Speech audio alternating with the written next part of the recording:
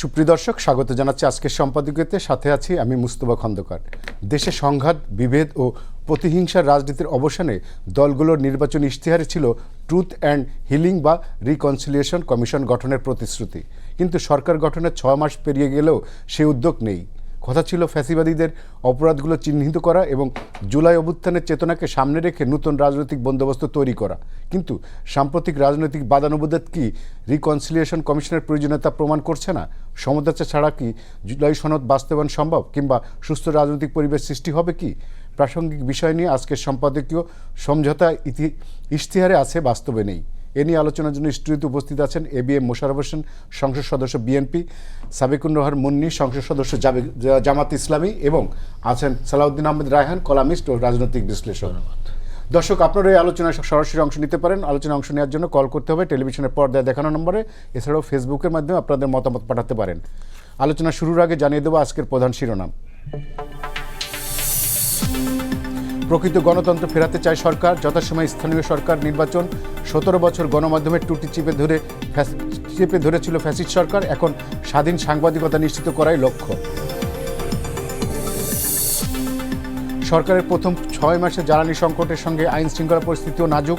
অভিযোগ 11 দলের, গণভোটের রায় বাস্তবায়ন না করলে ফল ভোগের হুঁশিয়ারি।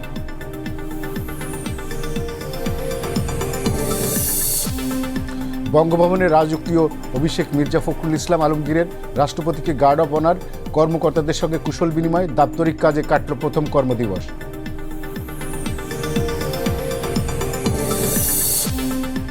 রোহিঙ্গা বাছাইয়ে কক্সবাজারের জন্ম নেওয়া শিশুদের অন্তর্ভুক্তির আহ্বান বাংলাদেশের, সংকট নিরসনের চেষ্টায় সরকার, রাজনৈতিক সমাধানের তাগিদ কূটনীতিকদের।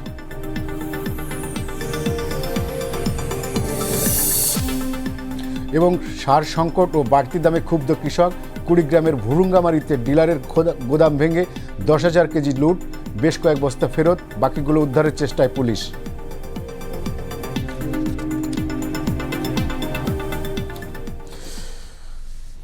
মোশাররফ ভাই, আমি আপনাকে দিয়ে শুরু করতে চাই। এই যে বিএনপি প্রতিহিংসার রাজনীতির অবসান চায়, কিন্তু বিএনপি ইশতেহারে ছিল রিকনসিলিয়েশন কমিশন গঠন করা, সেটা না করে এই প্রতিহিংসার রাজনীতি অবসানের কত সম্ভব, কতখানি অবসান করা? ধন্যবাদ আপনাকে, ধন্যবাদ আমার দুই সহ আলোচক এবং দর্শক সবাইকে আমি শুভেচ্ছা জানাচ্ছি। একটা নতুন বাংলাদেশ, দেখেন বিএনপির এবার নির্বাচনী মূল স্লোগানটা ছিল সবার আগে বাংলাদেশ। তো এই বাংলাদেশটাকে যদি আপনি আগামী দিনে এগিয়ে নিয়ে যেতে চান, তাহলে তো অবশ্যই সবাইকে নিয়ে আমাদের এগিয়ে যেতে হবে। যার জন্য দেখবেন আমাদের মাননীয় প্রধানমন্ত্রী জনাব তারেক রহমান একটা নতুনভাবে যাত্রা শুরু করেছে। আপনি কখনো দেখেন নাই বাংলাদেশে, নিশ্চয়ই আপনি গণমাধ্যমের দীর্ঘদিন, বা আমিও দেখি নাই, যে দলটি জয়লাভ করে সে তার পরাজিত যে অপোনেন্ট তার সাথে গিয়ে দেখা করে। This is the first time. তা আবার দ্বিতীয় যে বৃহত্তর দল তার বাসায় গিয়ে দেখা করে, এবং সবাইকে নিয়ে আগামী দিনে যে একটি নতুন বাংলাদেশ গড়ে তুলতে চায়, এটাই ছিল এর মূল মেসেজটা। এখন আপনি যে কথা বলছেন রিকনসিলিয়েশন যেটা, এখন এটা তো একটা কিছু ক্রাইটেরিয়া আছে। আপনি কাকে ক্ষমা করবেন, কাকে করবেন না, কাকে শাস্তি দেবেন, কাউকে অন্যভাবে ম্যানেজ করবেন, এটা হলো রাষ্ট্রের একটা পলিসির ব্যাপার। এখন দেখেন, আমরা এই 6 মাস অতিক্রান্ত হলো, এর মধ্যে আমরা বেশ কিছু চ্যালেঞ্জের মুখোমুখি হয়েছি, বেশ কিছু সংকটের মধ্যে, যেটা আমাদের দ্বারা সৃষ্ট নয়, এটা আমরা উত্তরাধিকার সূত্রে পাওয়া। যেমন আপনি দেখেন আইন শৃঙ্খলার অবনতি, 5ই আগস্টের এই জুলাই গণ অভ্যুত্থানে কিছু কিছু প্রশাসনিক কর্মকর্তারা, কিছু কিছু আইন শৃঙ্খলা এমনভাবে নগ্ন দলীয়করণভাবে দায়িত্ব পালন করেছে যে তাদের মধ্যে একটা ট্রমা কাজ করে, এখন একটা অপরাধবোধ কাজ করে, যার জন্য কোনো সঠিকভাবে দায়িত্ব পালন করতে পারছে না। প্রশাসনে দেখবেন 2008 থেকে 2024 পর্যন্ত শেখ হাসিনা ছিলেন, মিনিমাম আপনার প্রায় 40-42টা, মিনিমাম প্রায় 14টা-15টা বিসিএস পরীক্ষা তারা নিয়েছে, এবং সেখানে দলীয় ব্লাড টেস্টের মতো করে তারা তাদের নিয়োগ দিয়েছে। এই লোকগুলি কিন্তু এখন সবই প্রশাসনে আছে। তো এই যে একটা নগ্ন দলীয়করণের বিরুদ্ধে একটা সবার জন্য বাংলাদেশ তৈরি করা, এটা কিন্তু বিরাট চ্যালেঞ্জের ব্যাপার। তারপর দেখবেন আপনার এই যে আমরা সাম্প্রতিক যে সংকটগুলো মোকাবেলা করছি, বিদ্যুৎ, গ্যাস, জ্বালানির অন্য সংকট, আইন শৃঙ্খলার সংকট, সবচেয়ে বড় সংকট আছে এগুলির সবগুলির মূল হলো অর্থনীতি। কারণ আপনি এই জ্বালানি সংকট যদি সমাধান করতে আপনাকে অর্থনৈতিক আত্মস্বনির্ভরতা দরকার। আপনি যদি আমার কর্মসংস্থান, যেটা জুলাইয়ের এই আন্দোলনের সবচেয়ে বড় একটা স্পিরিট ছিল যে কর্মসংস্থান, তার জন্য শিল্পায়ন দরকার, চাকরির ব্যবস্থা দরকার। এই চ্যালেঞ্জগুলো মোকাবেলা করতে গিয়ে গভর্নমেন্ট হিমশিম খাচ্ছে। এবং এর উপর আরেকটা মরার উপর খরাগা আমরা যেটা বলি, যেটা আমাদের দ্বারা সৃষ্ট না, অথচ আমরা তার এফেক্টটা ভোগ করি, সেটা হলো আমেরিকা ইরান যুদ্ধ। আপনি দেখেন আমাদের জনশক্তির একটা বিরাট মিডল ইস্টে তারা কর্মসংস্থানের জন্য ওখানে আছে। আজকে অনেকের চাকরি চলে যাচ্ছে, অনেকে মারা যাচ্ছে, বা নতুন যে আমরা কর্মসংস্থান ব্যবস্থা করবো সেইটা আমরা পাচ্ছি না। এই সামগ্রিক অবস্থার মধ্যে সরকার যেভাবে নিজেকে ব্যতিব্যস্ত রাখতে হচ্ছে, যার জন্য আপনি যে কথাগুলি বলছেন, এগুলি আপাতত হয়তো সরকার সময় পাচ্ছে না। বরং আপনি দেখেন, আপনি যে কথাটা বলছেন যে বিচার, এখানে একটা কথা বলছেন যে যাদের যে অপরাধ করেছে চিহ্নিত করে তাদের বিচার ব্যবস্থা, ইতিমধ্যে কিন্তু বিচার ব্যবস্থা চলছে। ইতিমধ্যে ফেসিস শেখ হাসিনার দুইটা মামলা সাজা হয়েছে, আসাদুল্লাহ কিনুর সাজা হয়েছে, অন্যান্য বেশ কিছু কর্মকর্তাদের সাজা হয়েছে আমরা মনে করি, এবং অনেকগুলি মামলা এখন চূড়ান্ত পর্যায়ে রয়েছে। এই ধাপগুলি যদি আমরা অতিক্রম করতে পারি, তাহলে হয়তো একটা এই যে যারা অপরাধ করেছে, যারা অন্যায় করেছে, যারা দেশটাকে লুটেপুটে খেয়েছে, তাদের বিরুদ্ধে হয়তো একটা কার্যকরী ফলাফল আমরা দেখতে পাবো। মুন্নিয়াপা, আমি আপনার কাছে আসি। সেটা হচ্ছে যে ডাক্তার শফিকুর রহমান অভিযোগ করেছেন বর্তমান সরকার ফ্যাসিবাদীর পথে হাঁটছে। আবার সরকারি দল থেকে বলা হচ্ছে যে বিরোধী দল শেখ হাসিনার ভাষায় কথা বলছে। এই যে এমন রাজনৈতিক ভাষার ব্যবহার, এই যে আমরা যে নতুন রাজনীতি চাই, সেটার সাথে কতখানি সামঞ্জস্যপূর্ণ আপনার কাছে কি মনে হয়? ধন্যবাদ আপনাকে, আমার সম্মানিত সহ আলোচক এবং দর্শক শ্রোতা সবাইকে জানাচ্ছি আন্তরিক অভিবাদন, সালাম, আসসালামু আলাইকুম। আজকে যে বিষয়টি আপনি বলেছেন, আসলে ফেসিবাদ মুক্ত একটি বাংলাদেশের জন্যই তো সংগ্রামটা ছিল আমাদের। 24-এর এই গণ আন্দোলন, এত রক্তক্ষয়, এত কঠিন একটা দুর্গম পথ পাড়ি দিয়ে জাতি একটা নতুন স্বপ্ন দেখেছিল। সেই স্বপ্নটা কি?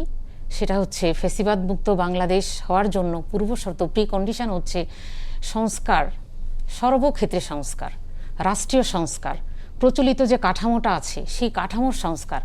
সেই কাঠামোটা আপনার স্ট্রাকচার, আমরা জানি একটা বিল্ডিংকে আপনি ভেঙে চুরে সেটা রিকন্ডিশন করতে পারেন, কিন্তু সংস্কার হচ্ছে পুরোটাকে একদম আগের যে স্ট্রাকচার সেটাকে ভেঙে চুরে নতুনভাবে গড়ে নেয়া। তো বর্তমানে আসলে আমরা দুঃখজনক বিষয়, সরকার ক্ষমতা আসার পর জনতার যে দাবি ছিল, মূল যে কন্ডিশন ছিল যে বাংলাদেশের সংস্কারের জন্য সবার আগে সংবিধান সংস্কার, যে সংবিধানের মাধ্যমে সারা বাংলাদেশের ক্ষমতা কাঠামোটা সংস্কার হবে, অর্থনৈতিক ব্যবস্থা সংস্কার হবে।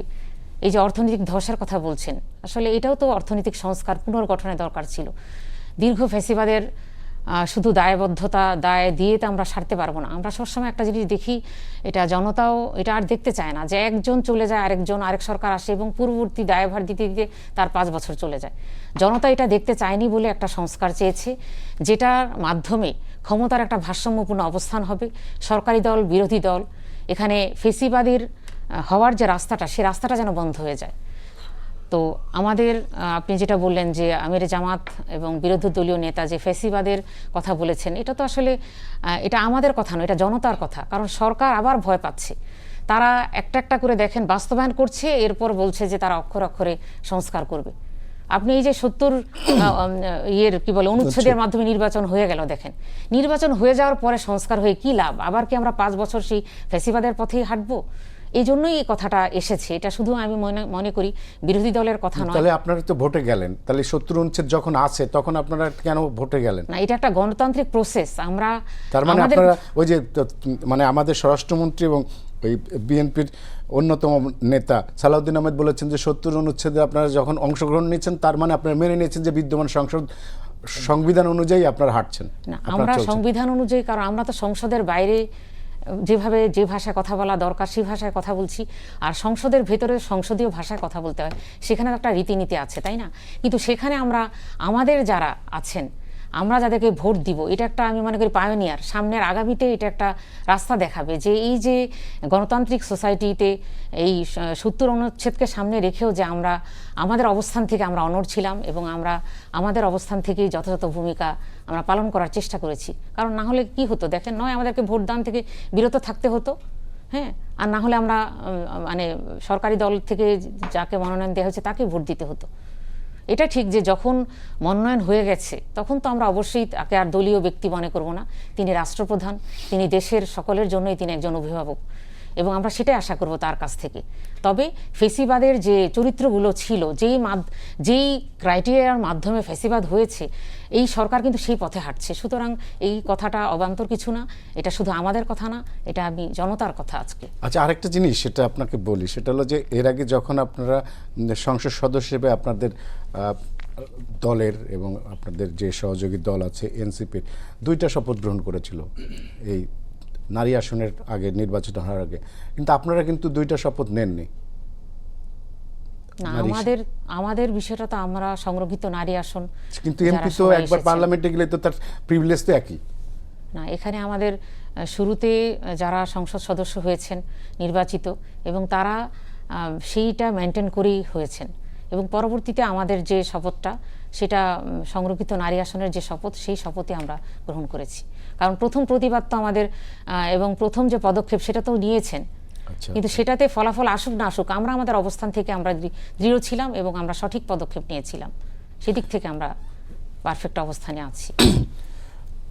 সালাউদ্দিন আহমেদ রায়হান, সেটা হচ্ছে যে এই যে সরকার বিরোধী দলের বর্তমান যে অবস্থান, একটা সরকারের মাত্র 6 মাস মাত্র শেষ হলো, এই অবস্থায় সরকারের জুলাই সনদের দাবি, মানে বিরোধী দলের দাবি, সরকার বলছে যে আমরা এটা অঙ্গীকারবদ্ধ এবং আমরা অক্ষরে অক্ষরে পালন করব।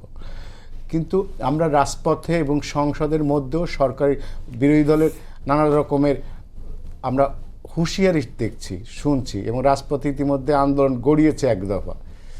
তো এই অবস্থায় আপনার কি মনে হয় যে এই সংস্কার নিয়ে বিরোধী দলকে সরকারি দল এত বলার পরেও কেন আশ্বস্ত করতে পারছে না? ধন্যবাদ আপনাকে, শুভেচ্ছা আমার সহ-আলোচকদের।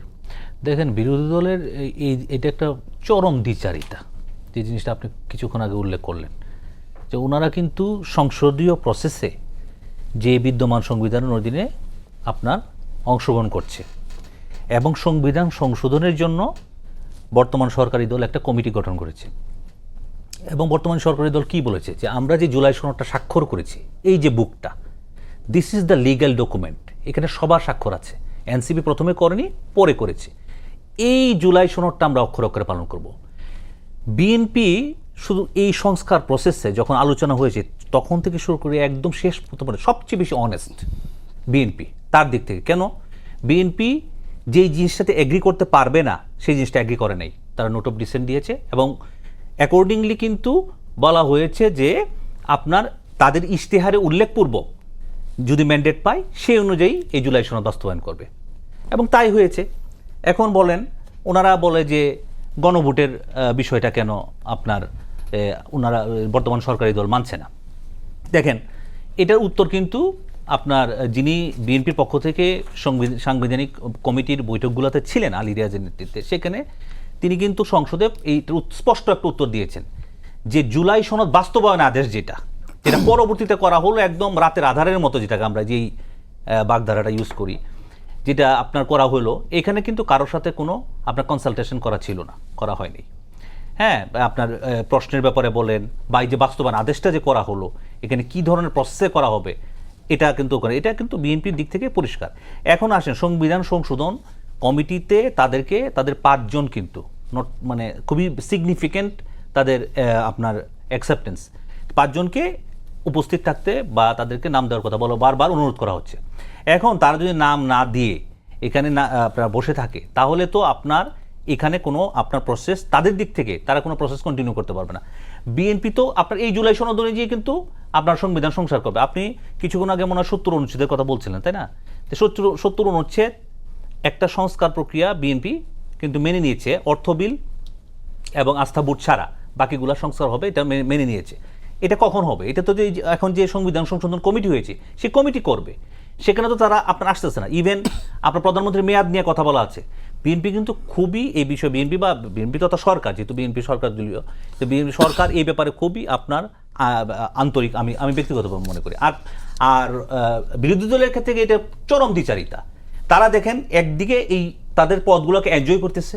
দেখেন আমি একটা মানে এটা হার শোনালেও বলতে হবে, জামায়াতে ইসলামী আপনার এই তাদের ইতিহাসে এই সর্বোচ্চ ৭৭টা সিট পেল, তাই না, এককভাবে।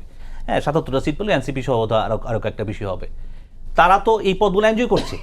তারা একদিকে এনজয় করছে আপনার এই সংসদীয় সবকিছু, আবার দেখেন দ্বিচারিতা করছে যে আমরা মানি না, আবার বিভিন্ন ধরনের সমাবেশ করছে মাত্র 6 মাসের মাথায়।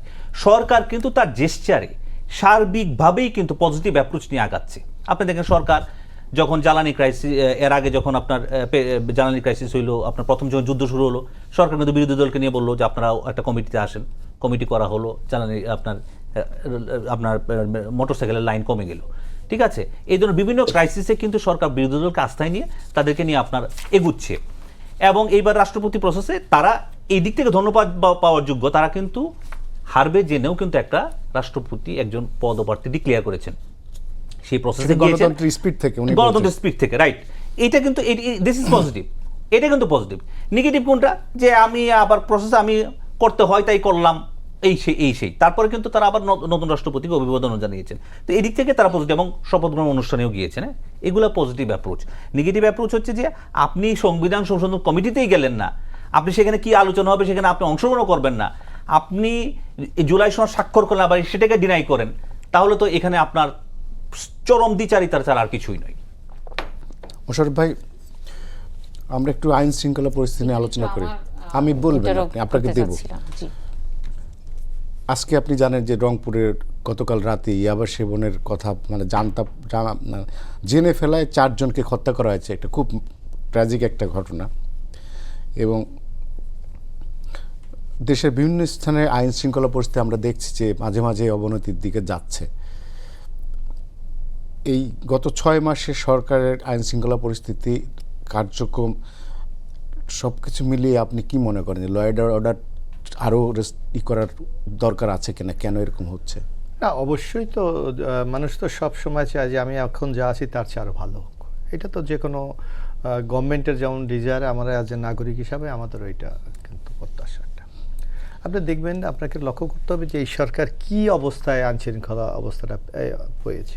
আমার মনে আছে, রায়হান সাহেব এখানে আছে একজন রাজনৈতিক বিশ্লেষক, আমার মনে আছে 5-6 তারিখে, 5ই আগস্ট শেখ হাসিনা 6 তারিখ আমি 10টা বিএনপির পল্টনের পার্টি অফিসে গিয়েছিলাম। আমরা পার্টির অফিসে বসা দেখলাম 11 জন এসপি মর্যাদার লোক আসলো, আইসা বলল যে আমরা একটু মহাসচিব মহোদয়ের সাথে কথা বলতে চাই। ওনারা বললেন যে আমরা পুলিশের কর্মকর্তা, কিন্তু থানাগুলি অরক্ষিত, অস্ত্র সব পড়ে আছে, আপনারা যদি সহযোগিতা একটু করেন তাহলে আমরা হয়তো এগুলিকে সংরক্ষণ করতে পারবো। তাহলে আপনি বোঝেন যে পরিস্থিতিটা কি ছিল। না, সেটা ছিল। তারপরে 1.5 বছর গেছে, আপনাদের 6 মাস গেছে। আমি একটু বলছি, এই অবস্থা সেখানে কিন্তু সেই অবস্থা থেকে উত্তরণ শুরু হয়েছে। ইন্টিরিয়ামের 18 মাস। তো ইন্টিরিয়ামের সবচেয়ে বড় সংকটটা হয়েছে সেটা হলো একটা মব কালচার তারা তৈরি করেছে। এখন এটা কি মেকিং কোনো বিষয় না স্বতঃস্ফূর্ত, এটা নিয়ে কিন্তু জনগণের মাঝে এখন বিরাট প্রশ্ন আছে। কারণ এখন তো নাই, এখনও তো মানুষের নিশ্চয়ই ডিমান্ড আছে, চাহিদা আছে, দাবি দেওয়া আছে না? এখন তো নাই। এবং আমরা তৎকালীন সময় ছিলাম, তৎকালীন যিনি প্রেস সচিব ছিলেন উনি বলছে এটা one kind of pressure group, এবং ওনারা যা দাবি করতেন তাই বাস্তবায়ন হয়ে যেত। এই জন্য হয়তো বলছে প্রেশার গ্রুপ, যেহেতু প্রেশার দিলেই দাবি বাস্তবায়ন হয়ে যেত। আমি এই কথাটা এই কারণে বলছি, অর্থাৎ আইন শৃঙ্খলা উন্নতি করার জন্য যে পদক্ষেপগুলি নেওয়া দরকার ইন্টিরিয়াম গভর্নমেন্ট সেটা নিতে পারেনি। কিন্তু দেখবেন ইন্টারিম গভর্নমেন্ট তো আপনার সাইকোলজিক্যালি পুলিশের মনোবল বাড়ানোর জন্য পোশাকের রং পরিবর্তন করেছে। এইটাতে পোশাক দিয়ে আপনার হয়, আপনার যদি মানসিক অবস্থা উন্নতি না ঘটে পোশাক দিয়ে তো হবে না। এখন আপনাকে আমি বলি, দেখেন বিএনপি রাষ্ট্রের দায়িত্ব নিয়েছে 6 মাস।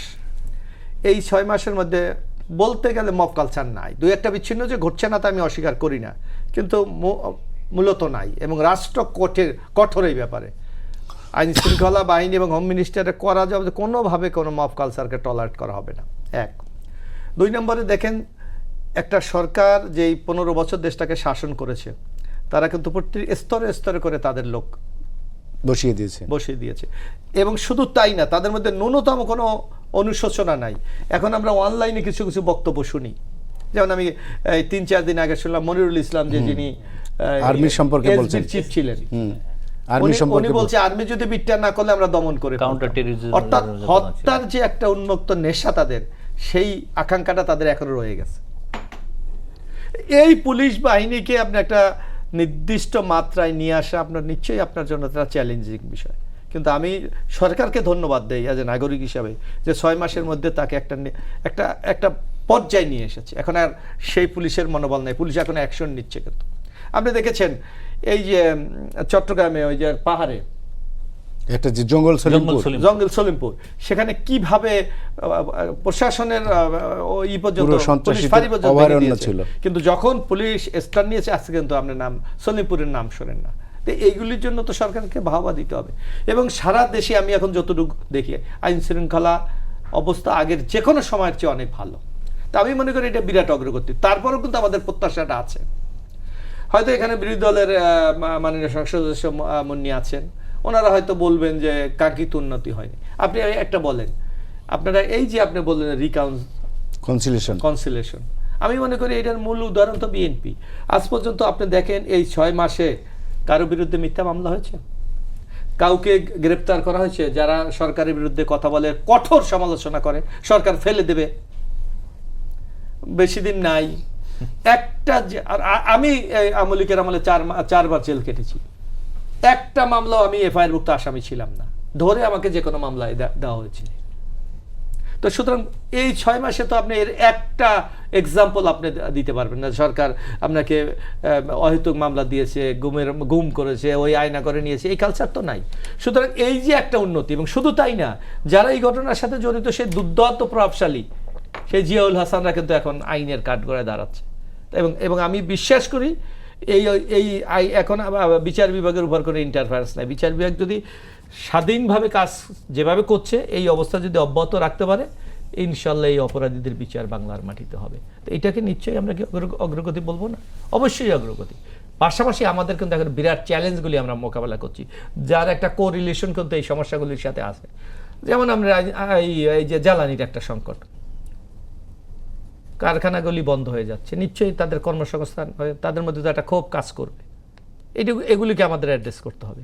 আপনি যে এখন এই যে জ্বালানির জন্য পরিবহন খরচ বেড়ে গেছে, যার জন্য নিত্য প্রয়োজনীয় জিনিসের দাম বেড়ে যাচ্ছে, এই বাস্তবতা কিন্তু আমাদের মাথায় রেখে আমাদের কিন্তু গভর্নমেন্টকে মূল্যায়ন করতে হবে। নাই আমি মনে করি গভর্নমেন্টের উপর একটা ইনজাস্টিস করা হবে। ধন্যবাদ মুন্নিয়াপা। সেটা হচ্ছে যে সরকারের 180 দিন শেষ হলো এবং সরকার প্রতিশ্রুতি দিয়েছিল যে 180 দিন পরে তারা তাদের কর্মকাণ্ডে নিজস্ব একটা মূল্যায়ন করবে, এবং আমরা দেখলাম যে মন্ত্রিসভা কিছুটা রদবদল হলো এবং সামনে আরও কিছু হবে।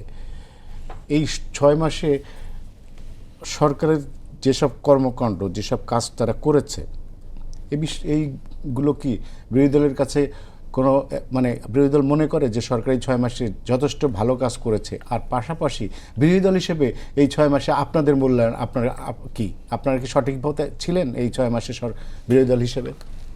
আচ্ছা, আমি এই প্রশ্নের উত্তর দেওয়ার আগে একটু রায়হান ভাই যেটা দ্বিচারিতার কথা বললেন, আসলে বিরোধী দলের অবস্থান দ্বিচারিতা নয়। আমরা জানি যে গণতান্ত্রিক যে ভারসাম্য, সেই ভূমিকাটাই বিরোধী দল করছে, এবং বিরোধী দল প্রয়োজনীয় সংস্কারের পক্ষে, এবং তেমনি জনগণের যে ভোটাধিকার এবং তারা যে ভোট দিয়েছে সেটাকে মূল্যায়ন হিসেবে কিন্তু তারা সেই দাবিটা মাঠ পর্যায়ে জনগণের সাথে একাত্ম হয়ে সেই দাবি আদায়ের জন্য সংস্কার প্রস্তাব বাস্তবায়নের জন্য তারা কাজ করে যাচ্ছে। এরপরে সরকারের দেখেন ভালো উদ্যোগকে কিন্তু সমর্থন দিচ্ছে, সংসদেও দিয়েছে, বাইরেও। এমন অনেক নীতিমালা যেগুলো হয়েছে, এর মধ্যে কিন্তু সমর্থন ছিল আমাদের, যেগুলো জনস্বার্থে যে নীতিমালাগুলো হয়েছে, যে বিধিবিধানগুলো হয়েছে। আবার যেগুলো ভুল সিদ্ধান্ত, সেটার কনস্ট্রাকটিভ সমালোচনা কিন্তু বিরোধী দল করছে। সুতরাং এটা একটা কার্যকর বিরোধী দলের কাজই হচ্ছে সরকারের গঠনমূলক সমালোচনা করা। সুতরাং আমি মনে করি সেদিক থেকে বিরোধী দল অবশ্যই 100% করার চেষ্টা করছে, সেটা জনগণই মূল্যায়ন করবে যে তারা কতটুকু করছে। তবে আমাদের দৃষ্টিকোণ থেকে আমরা 100% কার্যক্রম পরিচালনা করছি, সরকারের ক্রিটিসাইজ করছি, আবার সরকারের ভালো কাজগুলোকে আমরা সাধুবাদ দিচ্ছি। আর এটা কখনো দ্বিচারিতা হতে পারে না। আর দ্বিতীয়ত ভাইয়া যেটা বললেন, আচ্ছা আপনি আর কতটুকু সামাজিক বিশৃঙ্খলা হলে আপনি বলবেন যে সমাজের মানে এখনো আইন শৃঙ্খলা পরিস্থিতি খারাপ? কিছু না। শুধুমাত্র আজকের নিউজগুলো দেখেন, এই যে আজকে একটা পরিবারে 4 জন হত্যা হয়ে গেল, চিন্তা করে দেখেন। এইগুলো তো আসলে বিচ্ছিন্ন হ্যাঁ, ঘটনা। সামাজিক একটা ফ্যামিলির মধ্যে, একটা বাসার মধ্যে একটা ঘটনার পরে রেগুলারই এটা হচ্ছে। আবার দেখেন স্বামী তা হত্যা করে তারপর মানে স্ত্রীকে হত্যা করেছে, এবং এই যে ঘটনাগুলো হচ্ছে, এটা আইন শৃঙ্খলা রক্ষাকারী বাহিনী যদি সঠিক ভূমিকা বাসার মধ্যে যদি কোনো একটা ইনসিডেন্ট ঘটে, সেটা তারপরে সেই অপরাধীকে আইন শৃঙ্খলা বাহিনী ধরতে পারলো কিনা, দ্যাট ইজ দ্য কোশ্চেন। সেটাই কোশ্চেন। এবং কতটুকু সক্রিয়। এখন এই কথাটা যদি আপনি বলেন, এই কথা কিন্তু স্বৈরাচারী নিয়েও কথা বলেছিল যে সাগরুনিকে বেডরুমে হত্যা করেছে, সেটার দায়ভার কি সরকারের? তাহলে আমরা কিন্তু সেই কায়দায় হাঁটছি। এটা দায়ভার সরকার, 6 মাস হোক 1 মাস হোক, সরকার ক্ষমতায় এসেছে, সুতরাং তাকে একটা দৃশ্যমান পদক্ষেপ দেখাতে হবে, স্টেপ দেখাতে হবে। আর যেটা বললেন 6 মাস একদিক থেকে কিছু না, আবার একদিক থেকে অনেক কিছু। আপনার সদিচ্ছাটা কতটুকু, জনগণ এটা দেখতে চায়। আপনার সদিচ্ছা, এই যে বললেন সংস্কার যে কমিশনগুলো এবং বিভিন্ন কমিশনগুলো হয়েছে, সরকার এসে এগুলো ল্যাপস করে দিল।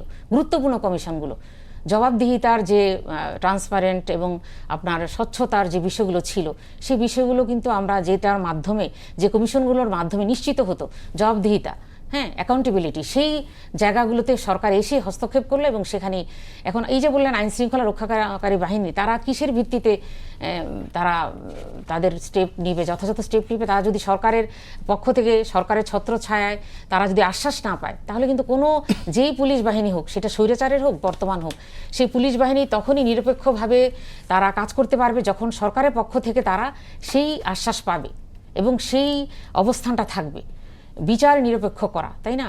বিচারের রায় নিরপেক্ষ হওয়া, এগুলো কিসের ভিত্তিতে হয়? আমরা বিচার বিভাগের স্বাধীনতা, হ্যাঁ। তো এই বিষয়গুলো কিন্তু আসলে সরকার এসে এগুলোকে ল্যাপস করেছে। সুতরাং আমি বলবো সরকারের এই আপনার 180 দিন, 6 মাস, এখানে আমরা দেখেছি আইন শৃঙ্খলা রক্ষা আর যে ব্যবস্থা, সেটার অবনতি হয়েছে। আমরা দেখেছি সরকার যে বিচার ক্ষেত্রে যে ধীর গতি, এটা খুবই লক্ষণীয়। এটা কিন্তু জনগণ আশাহত হচ্ছে। এখানে আমরা দেখতে পাচ্ছি বিচার যেই প্রক্রিয়া হওয়া দরকার ছিল, যতটা তড়িৎ হওয়া দরকার ছিল, সেখানে ধীরগতি। তৃতীয়ত হচ্ছে আপনার নিত্য প্রয়োজনীয় দাম, মূল্যের দাম, দ্রব্যমূল্যের যে ঊর্ধ্বগতি, এবং এই যে তেল গ্যাসের যে সমস্যাটা, আপনারা যতই বলেন যে ইন্টারন্যাশনাল বিষয়ের সাথে রিলেটেড, কিন্তু এটার দায়ভার কিন্তু সরকার এটাকে ম্যানেজ করতে হবে। কিভাবে করবে সেটা জনগণকে সাথে নিয়ে, বিরোধী দলকে সাথে নিয়ে, সেটা সরকারের দায়িত্ব। সরকার তো একটা প্রস্তাব চেয়েছে বিরোধী দলের কাছে যে আপনারা একটা প্ল্যান দেন। সেটা তো মৌখিক এইভাবে রাস্তাঘাটের প্রস্তাব দিলে হবে না। সেটারও একটা, যেটা আপনার জুলাই সনদে ছিল, যে ভারসাম্যপূর্ণ অবস্থান, ভূমিকা সরকার এবং ক্ষমতার ভারসাম্য থাকবে, ক্ষমতার যে বাটোয়ারা থাকবে, সেটা কিন্তু সরকার সেই পথে যাচ্ছে না। তারপরে যেটা আপনি বলতে চাচ্ছেন যে সরকার এবং সরকারের বিভিন্ন ক্ষমতা বিরোধী দলের সাথে শেয়ার করবে।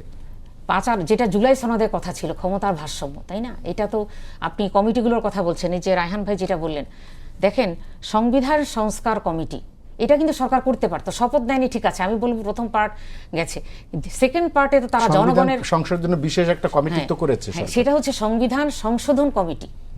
ভাইয়া তো জানেন সংসদে আছেন, সংশোধন কমিটি, এবং সেখানে অফার করেছে। এখন আমার কথা হচ্ছে সরকার তো নীতিগতভাবে সংস্কার কমিশন, আমি একটু মনীষা একটু যোগ করি, মানে সরি, আমাদের যে জুলাই সনদ রায়হান ভাইয়ের কাছে যেটা আছে, এটা আপনি দেখেন, ওখানে স্পষ্ট বলা আছে 1 থেকে 47 নাম্বার পর্যন্ত সংবিধান সংশোধনের মাধ্যমে বাস্তবায়িত হবে। তো যদি আপনি সংবিধান সংশোধন কমিটিতে না যান, হাউ এটা আপনাদের ইশতেহারে তো 1 নম্বরের যে বিএনপির 1 নম্বর হচ্ছে সংস্কার। আমি ইশতেহারটা এখন বাদ দিই, যেহেতু সংস্কার ওরা যেটা লাস্টে আছে, যে এইটা বইটা, এটা স্বাক্ষর করেছে, যেটা সেটাই আমরা ধরবো। আপনি গণভোটটাকে উপেক্ষা করবেন? 70% জনগণ, এই গণভোটটা কেন হয়েছে আপনি বলেন? যে 4টা বিষয়কে সামনে রেখে এই গণভোটটাকে উপেক্ষা করা মানে কি? তাহলে স্বৈরাচারের কায়দা না কিসের? কারণ জনগণকে আপনি প্রত্যাখ্যান করছেন। আমি আরেকটা প্রশ্ন করেছি আপনাকে, বিরোধী দল হিসেবে আপনারা কি, আপনাদের অবস্থানটা কি? 180 দিন আপনারা নিজেদেরকে কিভাবে মূল্যায়ন করবেন? আমাদের অবস্থান, আমাদের যেমন সংসদীয় যে রোল প্লে করা দরকার সংসদে, সেখানে আমরা করার চেষ্টা করছি, এবং সংসদের বাইরে আমরা জনগণের সেন্টিমেন্টকে গুরুত্ব দিয়ে আমরা সংসদের বাইরেও আমরা আমাদের ভূমিকা করছি, পালন করছি। সুতরাং আমি মনে করব আমরা আমাদের অবস্থান থেকে সঠিক অবস্থানে আছি। আপনারা সঠিক আছেন, সরকারের অনেক ক্ষেত্রে ফেলিওর, তাই তো? হ্যাঁ, সরকার ফেলিওর হওয়ার কারণ হচ্ছে সরকারের ইন্টেনশনটাই তো আপনার রং, তাই না? সরকার প্রথম পদক্ষেপেই সংস্কারকে নিজেদের ইশতেহারের যে সংস্কার সেটাকেই সে উপেক্ষা করেছে। আর আপনি জুলাই কিন্তু সনদ তো পরে অনেকে কথা। বলে যে জুলাই সনদ তো পরে কথা। আপনারা সংস্কার গণভোট নিয়ে যত বেশি সোচ্চার, জনগণের মৌলিক যে সমস্যাগুলো সেগুলো নিয়ে আপনাদের অত বেশি সোচ্চার দেখা যায় না। রেগুলারই আমাদের দেখেন এগুলো নিয়ে, জনগণের এই মৌলিক অধিকারগুলো নিয়ে কণ্ঠ উচ্চকিত আছে।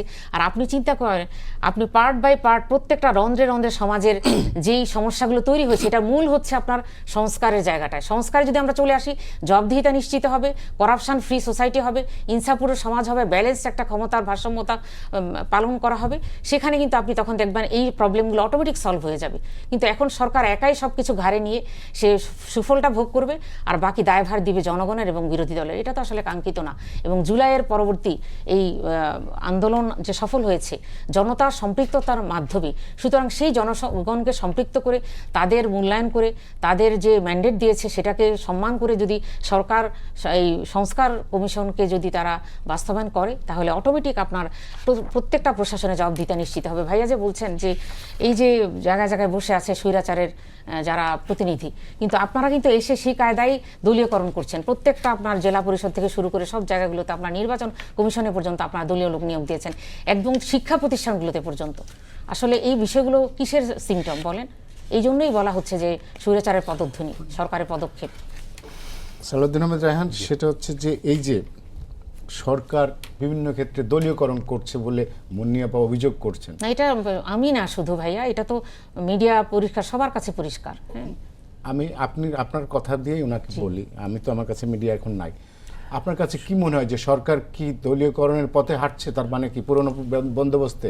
না না, শুনেন, আপনি বলি, এটা হচ্ছে আপনার এই প্রশ্নটা দেখেন, এইবার কিন্তু এই প্রথম আপনি 180 দিনের কথাটা বললেন না, 180 দিনে এই প্রথম সরকারের পিএম অফিস থেকে কিন্তু সরকারের মোটামুটি মানে মন্ত্রী পর্যায়ের উপদেষ্টা সহ যারা নেতৃস্থানীয় যারা ছিলেন, তারা কিন্তু এই জিনিসটা প্রেসকে ব্রিফ করেছেন। প্রেসের প্রত্যেকটা প্রশ্ন সেই ফেসিস্ট আমলের মতো তুষামোদী প্রশ্ন না, প্রত্যেক অনেক ধরনের কোয়েশ্চেন, এই প্রশ্নটাও কিন্তু আসছিল। এখন দেখেন, আপনি যদি দেখেন, আপনি ইউএসএ দেখেন, ইউকে দেখেন, ইভেন ইউরোপের অনেকগুলো কান্ট্রি আপনি দেখেন, সরকার পরিবর্তনের সাথে সাথে বেশ কিছু সংস্থায় তাদের, বিশেষ করে আমেরিকাতে বেশি হয় এটা, হ্যাঁ, ফেডারেল আপনার পুরো সেটআপটাই চেঞ্জ হয়ে যায়। এটা কেন করা হয়? এটা করা হয় কারণ হচ্ছে যে আপনি যখন একজন মানুষের সাথে কাজ করবেন, আপনার কাজের একটা আন্ডারস্ট্যান্ডিং এর বিষয় থাকে কিন্তু সার্বিকভাবে।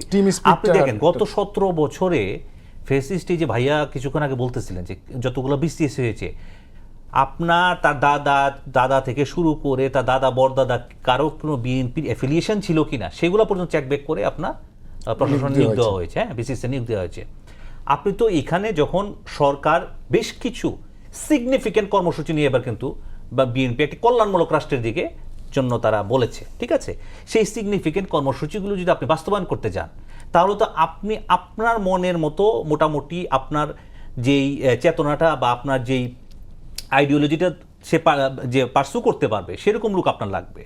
সেই জন্যই যে আপনি 11টা যে সংস্থার কথা সবসময় ওরা বলে, বনশিল্প কর্পোরেশন, এখন দেখেন 5 বছরে 25 কোটি বৃক্ষরোপণ, এটাকে বাংলাদেশে আগে কখনো কেউ কোনো সরকার নিয়ে এসেছিনি।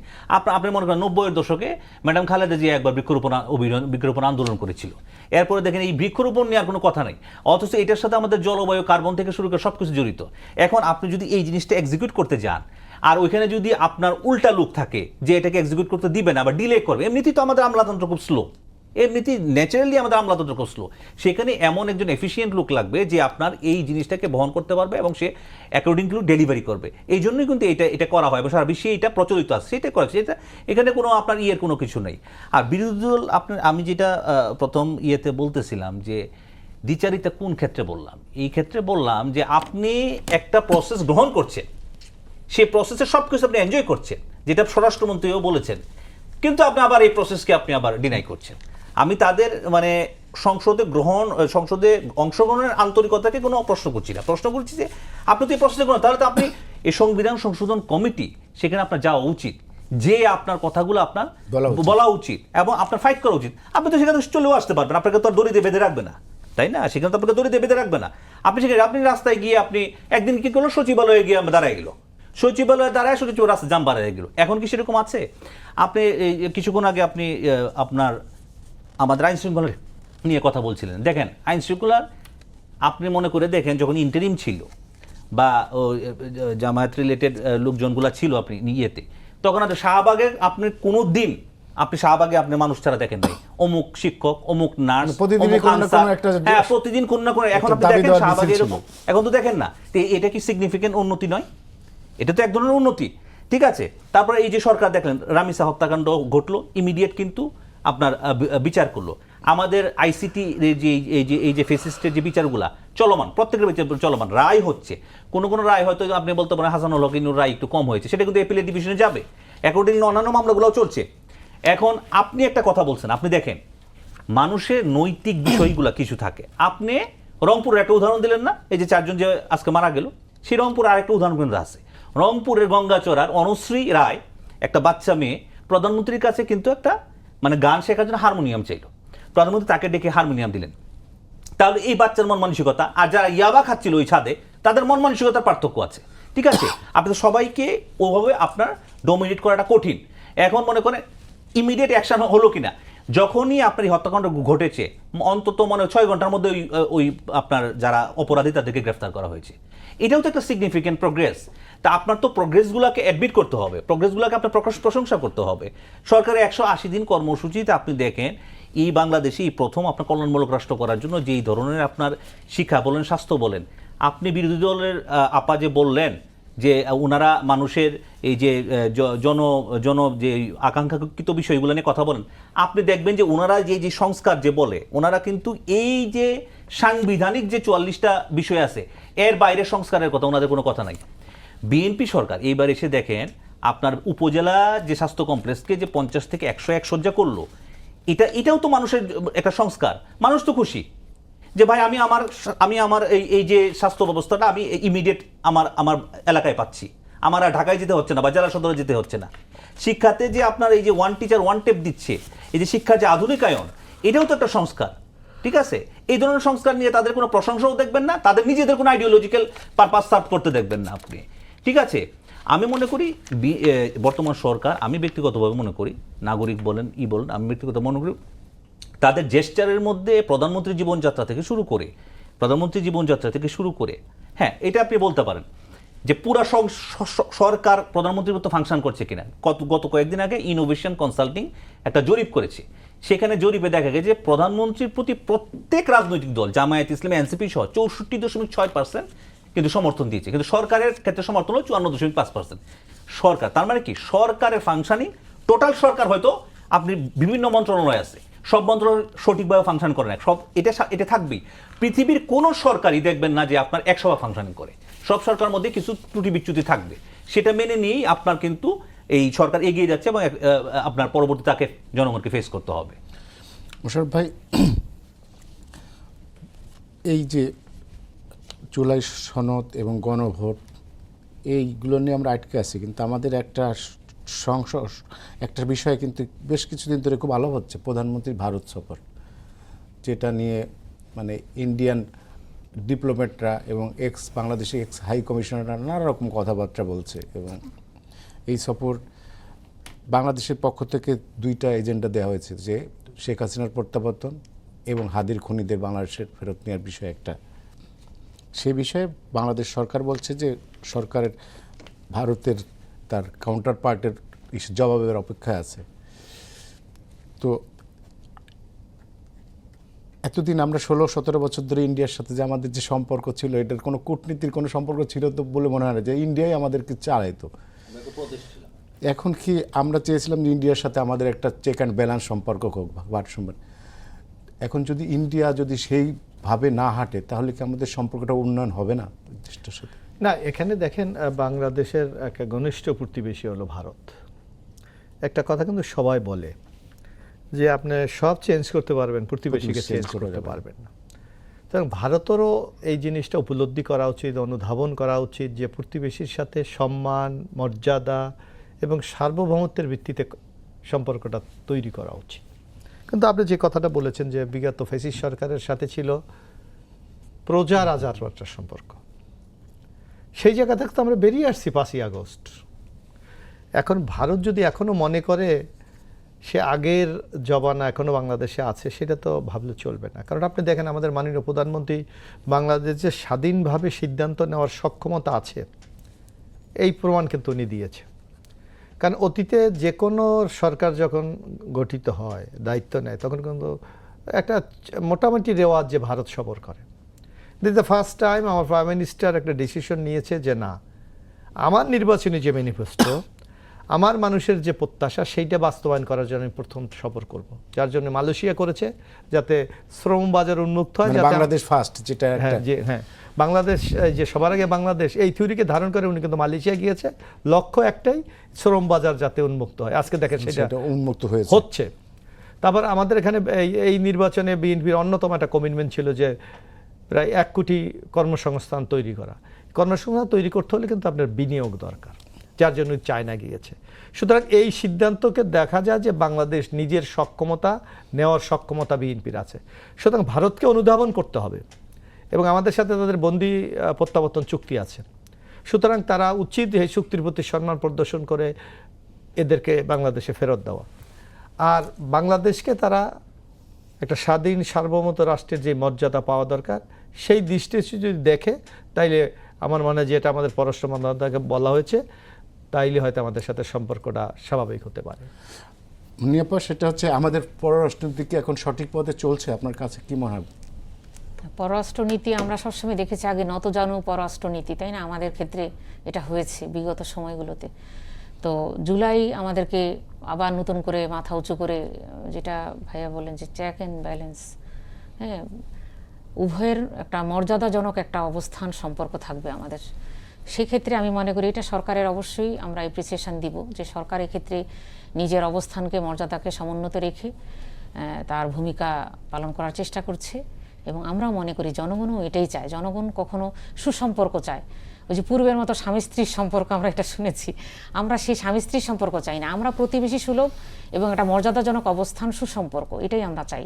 একজন প্রতিবেশীর অবস্থান থেকে আমরা আমাদের পারস্পরিক সম্পর্ক, ডিপ্লোম্যাটিক যে কানেকশন, সেটা থাকবে। আর আমরা ভারতকেও বুঝতে হবে যে আসলে এই বাংলাদেশের মানুষ সবসময় স্বাধীন চেতা, এবং তারা কখনো কোনো দেশের অধীনতা তারা স্বীকার করে নিবে না। এবং সেক্ষেত্রে যখনই যে অবস্থায় আসুক, তারা মাথা উঁচু করেই তারা দাঁড়াবে এবং দেশের পক্ষে। তো সরকার জনতার পক্ষে আশা করি এই অবস্থান নিচ্ছেন, এবং আমরাও আশা করব যে প্রিকন্ডিশনগুলো দেওয়া হয়েছে। কারণ একটা দেশে একটা অপরাধী সেখানে গিয়ে অবস্থান করবে এবং সেখানে প্রকাশ্যে সরকারের সহযোগিতা নিয়ে টেলিকনফারেন্স করবে, হ্যাঁ, একজন ভার্ডিক্ট, হ্যাঁ, একজন অপরাধী, মানবতা বিরোধী। তো এটা তো আসলে কখনো প্রতিবেশী সুলভ কোনো রাষ্ট্রের ভূমিকা হতে পারে না। সুতরাং এক্ষেত্রে আমাদের শক্ত অবস্থান থাকা উচিত আমি মনে করি। সালাউদ্দিন রায়হান, মানে আমাদের পররাষ্ট্রনীতি আগে আমরা এক ধরনের দেখতাম নতজানু পররাষ্ট্রনীতি আমি বলতাম, এবং আমাদের পররাষ্ট্র ছিল পররাষ্ট্র কারোর সাথে শত্রুতা নয়, সবার সাথে বন্ধুত্ব, মানে একটা গদবাঁধা একটা পররাষ্ট্রনীতি। সেই জায়গা থেকে আমাদের পররাষ্ট্রনীতির এখন মনে হচ্ছে স্বাবলম্বী হয়েছে, কি বলেন আপনার?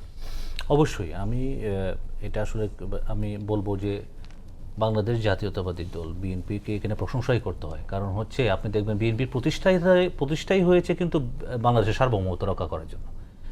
শহীদ রাষ্ট্রপতি জিয়াউর রহমানের সময় যেটা ছিল, তখন দেশনেত্রী বেগম খালেদা জিয়া সেটা পার্সু করেছেন, এবং এখনও তো সে একই অবস্থায় ছিল। আপনি মনে করে দেখেন, এই যে আপনার যে টেলিকনফারেন্সটার কথা আপনি বললেন, সেই টেলিকনফারেন্সটার পরে বাংলাদেশের ইতিহাসে যে স্টেটমেন্ট দেওয়া হয়েছে, এটা কিন্তু প্রত্যেকটা ইভেন বিরোধী দলও মানে আপনার করেছে, তারা অ্যাপ্রিসিয়েট করেছে। বিরোধী দলগুলো তারা অ্যাপ্রিসিয়েট করেছে, তারা কিন্তু তাদের স্ট্যাটাস দিয়ে প্রশংসা করেছে যে এই ধরনের বোল্ড স্টেটমেন্টের জন্য।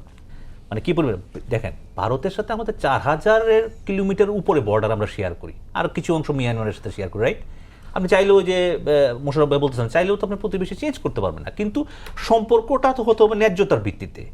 আমি ছোট দেশ বলে আপনি আমাকে মেলাইন করবেন সব কিছুতে। এই যে দেখেন এই সরকার এসে, আপা যে বললেন স্বরাষ্ট্র মন্ত্রণালয়ের কথা, এই যে পুশিন, একটা পুশিন করতে পেরেছে, প্রত্যেকটা সীমান্তে পুশিনের জন্য আপনার এই বর্তমান সরকার সতর্ক করা হয়েছে। বিডিআর আপনার সেখানে রিফ্রেইন করেছে তাদেরকে, প্রত্যেকটা সীমান্তে আপনি যতগুলা সীমান্ত আপনি চেক করেন, প্রত্যেকটা সীমান্তে কিন্তু আপনার কোথাও পুশিন করে ঢুকাইতে পারেন। আগে কিন্তু এটাই অহরহ ছিল।